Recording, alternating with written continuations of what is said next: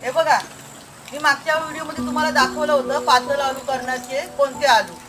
आता हे आहेत ना आलूवडीचे आलू. हे बघा, यांची देठ आहेत ना खालपासून वरपर्यंत एकदम काली काली आहेत. आणि ही बघा, ही पानं सुद्धा आहेत ना चौरस आहेत. ही बघा, यांना ना बिलकुल खवखवत नाही, बिलकुल खाज नाही यांना. याच्यामध्ये आलूवडी करताना तुम्ही जरी आंबट कमी टाकलात तरी खाज बिलकुल येणार नाही. हे बघा, आता मी यांना काढते.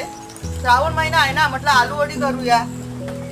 जर आता नाही काढले मी ना तर मग हे 4 दिवसामध्ये माकडे एक पण पान ठेवणार नाही. कारण का ते येऊन ना हेच पानं खातात, ही दुसरी पानं खात नाही. ते बघा, हे वेगळं आलू आहे. याचा देठ बघा किती हिरवं हिरवं आहे. हे वेगळं आलू आहे, ते खाणार नाही, हेच खाणार.